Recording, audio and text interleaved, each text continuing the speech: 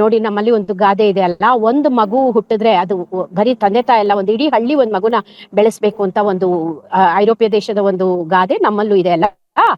ಅದು ಈಗ ಇಷ್ಟು ದಿನ ಏನಾಗ್ತಿತ್ತು ಅಂದ್ರೆ, ಇಷ್ಟು ವರ್ಷಗಳು ತಂದೆ ತಾಯಿ ಮಾತನ್ನ ಕೇಳೋರು ಅಥವಾ ದೊಡ್ಡಪ್ಪ ದೊಡ್ಡಮ್ಮ ಅಜ್ಜಿ ತಾತನ ಮಾತನ್ನ ಮಕ್ಕಳು ಕೇಳೋರು. ಆದರೆ ಆ ಗಾದೆಯನ್ನ ಈಗ ನಿಜ ಮಾಡಿಬಿಟ್ಟಿದ್ದೀವಿ ನಾವು. ಒಂದು ಮಗುವನ್ನು ಬೆಳೆಸಲು ಈಗ ತಂದೆ ತಾಯಿ ಸಾಧ್ಯವಿಲ್ಲ.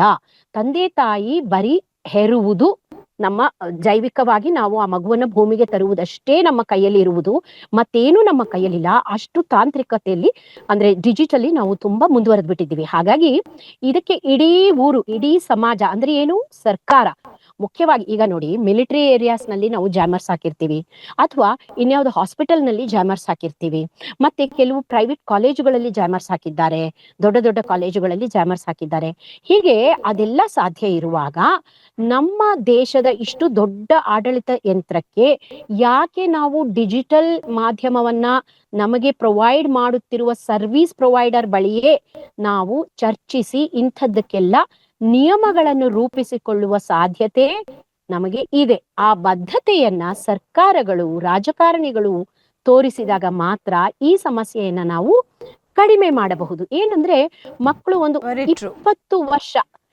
20 ವರ್ಷ ವಯಸ್ಸಿನವರೆಗಿನ ಒಂದು ಹಂತವನ್ನ ನಾವು ದಾಟಿಸ್ಬಿಟ್ರೆ ಎಲ್ಲರೂ ಅವರವರ ಜೀವನವನ್ನ ನೋಡ್ಕೊಳ್ಳೋಷ್ಟು ಸಮರ್ಥರು ನಮ್ಮ ಭಾರತೀಯರು. ಹಾಗಾಗಿ ಆ ಒಂದು ಪೀರಿಯಡ್ ನಲ್ಲಿ ನಾವು ಬೇಕಾಗಿರುವಂತಹ ನಿಯಮಾವಳಿಗಳನ್ನ ರೂಪಿಸಿಕೊಳ್ಳಬೇಕು. ಎರಡನೇದು, ಇದು ಬರೀ ಮಕ್ಕಳ ದೃಷ್ಟಿಯಿಂದ ನಿಯಮಾವಳಿಗಳನ್ನ ರೂಪಿಸುವುದಲ್ಲ. ಹೇಗೆ ನಾವು ನೋಡಿ, ಮೊನ್ನೆ ಡೆಲ್ಲಿಯಲ್ಲಿ BMW ಕೇಸ್ ಆದಾಗ, ಹಿಟ್ ಅಂಡ್ ರನ್ ಕೇಸ್ ಆಗಿದ್ದಾಗ, ಮೈನರ್ ತಂದೆ ತಾಯಿಗೆ ಆ ಗಾಡಿಯ ಓನರ್ ತಂದೆ ಇದ್ನಲ್ಲ, ಅವನಿಗೆ ಹೇಗೆ ನ್ಯಾಯಾಲಯ ಶಿಕ್ಷಿಸಿತು. ಮೊನ್ನೆ ಗುಲ್ಬರ್ಗಾದಲ್ಲೂ ಸಹ ಯಾವುದೋ ಒಂದು ಹುಡುಗ ವೀಲಿ ಮಾಡ್ದ ಅನ್ಬಿಟ್ಟು ಅವ್ರ ತಂದೆಯನ್ನ 3 ತಿಂಗಳಿಗೆ ಜೈಲ್ ಕಳ್ಸಿದ್ರಲ್ಲ.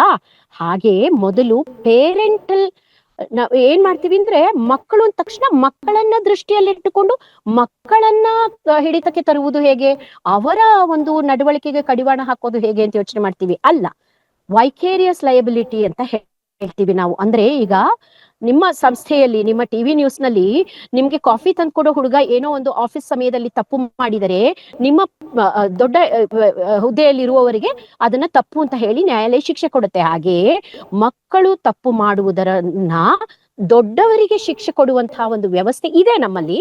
ಅದನ್ನ ಸ್ವಲ್ಪ ಮುಂಚೂಣಿಗೆ ತಂದಾಗ ಮಕ್ಕಳಲ್ಲೂ ಸೂಕ್ಷ್ಮತೆಯನ್ನ ಬೆಳೆಸಿದಂತೆ ಆಗತ್ತೆ, ಮತ್ತು ದೊಡ್ಡವರು ಸಹ ತಮ್ಮ ಜವಾಬ್ದಾರಿಯನ್ನ ಅರಿತುಕೊಂಡು ನಡೀಲಿಕ್ಕೆ ಸಾಧ್ಯ ಆಗತ್ತೆ. ಆದ್ರಿಂದ ಡಿಜಿಟಲ್ ಮಾಧ್ಯಮಕ್ಕೆ ನಿಯಮಗಳನ್ನ ರೂಪಿಸಿ ಕಡಿವಾಣ ಹಾಕುವುದು ನಮ್ಮ ಭಾರತದಂತಹ ದೊಡ್ಡ ದೇಶದಲ್ಲೂ ಖಂಡಿತವಾಗಿಯೂ ಸಾಧ್ಯ ಇದೆ. ಯಾಕೆಂದರೆ ಇದು ಪ್ರಯೋಗಗಳ ಮೂಲಕ ಈಗಾಗಲೇ ಸಾಬೀತಾಗಿರುವ ವಿಷಯ. ಅದು ಚಿಕ್ಕ ಚಿಕ್ಕ ವೃತ್ತದಲ್ಲಿ ಆಗಿದೆ, ಇದು ಇಡೀ ದೇಶದಾದ್ಯಂತ ಖಂಡಿತ ಮಾಡಲು ಸಾಧ್ಯ ಇದೆ. Okay, she is very right ಅಂತ ಅನಿಸ್ತು ನನಗೆ. Small correction with madam.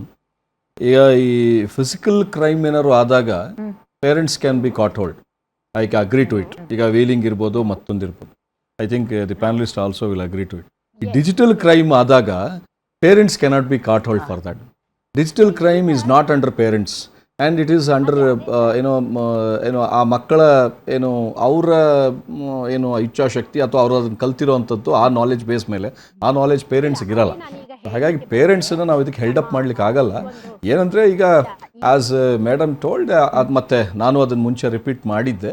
ಏನಂದರೆ, ಈ ಸೈಬರ್ ಲಾಸ್ ಎಲ್ಲ ಏನಿದೆ, cyber security Indian penal codes of 1860 ಎಲ್ಲ, ಅದೆಲ್ಲ ಸ್ವಲ್ಪ ಇನ್ನೂ ಟೈಟನ್ ಅಪ್ ಆಗಬೇಕು. And bureaucrats have to take, ಅದರಲ್ಲೂ information technology department of every state ಈ ಲಿಮಿಟೇಷನ್ಸ್ ಅಂಡ್ ಏನೋ ಹೇಳ್ತಾ ಇದ್ರಿ. ಏನಂದ್ರೆ, ಈಗ ನಮ್ಮಲ್ಲಿ ಮೊದಲು ಈ ಚರ್ಚೆ ಆರಂಭವಾಗುವಲ್ಲಿ ಒಬ್ರು ಹಿರಿಯರು ಹೇಳಿದ್ರು, ನಮ್ಮ ಹತ್ರ ಎಲ್ಲ ಒಂದೇ ಪ್ಯಾನ್ ಕಾರ್ಡ್, ಒಂದೇ ಆಧಾರ್ ಕಾರ್ಡ್ ಇರುತ್ತಲ್ವಾ, ಹಾಗೆ ಒಂದು ಯುನೀಕ್ ಕೋಡನ್ನ ಕೊಟ್ಕೊಂಡು ನಾವು ಇದನ್ನ ಸರಿ ಮಾಡಬಹುದು ಅಂತ. ಅಫ್ಕೋರ್ಸ್ ನಾನು 2012ನೇ ಇಸ್ವಿಯಿಂದ ಪ್ರತಿ ಈ ದೇಶದಲ್ಲಿ ಹುಟ್ಟುವ ಪ್ರತಿ ಮಗುವಿಗೂ ಒಂದು ಐಡೆಂಟಿಟಿ ಕೋಡ್ ಅನ್ನ ಕೊಡಬೇಕು, ಸೋಷಿಯಲ್ ಐಡೆಂಟಿಟಿ ಕೋಡ್ ಅನ್ನ ಕೊಡಬೇಕು ಅಂತ ನಾನು ಸರ್ಕಾರಗಳಿಗೆ ಸಾಕಷ್ಟು ಪತ್ರ ವ್ಯವಹಾರನ ಮಾಡಿದ್ದೀನಿ. ಅದು ಕೆಲವು ಕಡೆ ಜಾರಿಗೆ ಬಂದಿದೆ, ನಮ್ಮ ಕರ್ನಾಟಕದಲ್ಲಿ ಇನ್ನೂ ಆಗಿಲ್ಲ. ಆದರೆ ನಾನು ಮಕ್ಕಳ ಕಲ್ಯಾಣ ಸಮಿತಿ ಅಧ್ಯಕ್ಷ ಜಾಗದಲ್ಲಿ ಕುಳಿತುಕೊಂಡು ಕಣ್ಣಾರೆ ನೋಡಿದ್ದೇನೆ.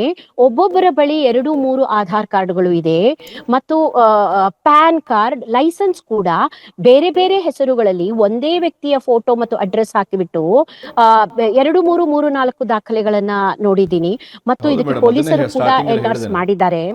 ಹಾಗಾಗಿ ನಾವು ಏನಂದ್ರೆ ಈ ಒಂದು ಸಿಸ್ಟಮ್ ನ ಜಾರಿಗೆ ತರಬೇಕಂದ್ರೆ ಅಂದ್ರೆ ಈ ಡಿಜಿಟಲ್ ಅಪರಾಧಗಳಿಗೆ ನಾವು ಕಡಿವಾಣವನ್ನ ಹಾಕ್ಬೇಕು, ಮಕ್ಕಳನ್ನ ನಾವು ಒಂದು ಸರಿಯಾದ ರೀತಿಯಲ್ಲಿ ಈ ಸಮಾಜಕ್ಕೆ ಕೊಡುಗೆಯಾಗಿ ಉಳಿಸ್ಕೊಳ್ಬೇಕು ಅಂತಿದ್ರೆ ಈ ಎಲ್ಲ ಇದೊಂಥರ ಹೋಲಿಸ್ಟಿಕ್ ಅಪ್ರೋಚ್ ಇರಬೇಕು.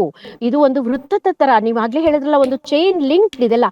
ಮೊದಲು ನಾವು ನಮ್ಮ ಈ ಒಂದು ಐಡೆಂಟಿಟಿ ಕಾರ್ಡ್ ಅನ್ನು ಕೊಡುವ ವ್ಯವಸ್ಥೆಯನ್ನ ಸರಿ ಮಾಡ್ಕೊಳ್ಬೇಕು, ನಂತರ ಇನ್ನೇನೋ ಒಂದು ವ್ಯವಸ್ಥೆ, ಹೀಗೆಲ್ಲ ಚೈನ್ ಯಾವ್ದಾವ್ದು ಅದಕ್ಕೆ ಸಂಬಂಧ ಇದೆಯೋ ಅದೆಲ್ಲವನ್ನೂ ಸರಿ ಮಾಡ್ಕೊಳ್ಬೇಕು. ಮತ್ತು ಓಕೆ ಈಗ ಈಗಿರುವ ಕಾನೂನಿನಲ್ಲಿ ಹೌದು ಓನ್ಲಿ ಫಿಸಿಕಲ್ ಕ್ರೈಮ್ ಅಂದ್ರೆ ಯಾವುದನ್ನ ನಾವು ಕ್ರಿಮಿನಲ್ ಭಾರತೀಯ ನ್ಯಾಯ ಸಂಹಿತೆ ಅಂದ್ರೆ ಮುಂಚೆ IPC ಏನಿತ್ತು ಇಂಡಿಯನ್ ಪಿನಲ್ ಕೋಡ್ ಅದರಲ್ಲಿ ವಿವರಿಸಿರುವ ಅಪರಾಧಗಳಿಗೆ ಮಾತ್ರ ವೈಕೇರಿಯಸ್ ಲಯಬಿಲಿಟಿಯನ್ನ ಹಾಕಬಹುದು.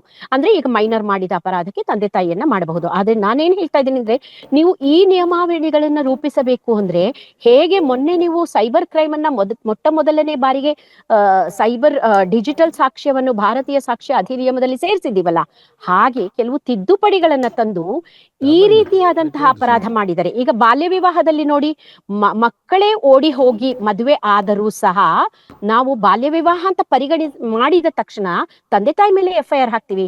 ಈ ಒಂದು ತಿದ್ದುಪಡಿ ನಮ್ಮ ಕರ್ನಾಟಕ ಸರ್ಕಾರ, ಗೋವಾ ಸರ್ಕಾರ, ಆಂಧ್ರ ಸರ್ಕಾರ ಜಾರಿಗೆ ತಂದಿದೆ.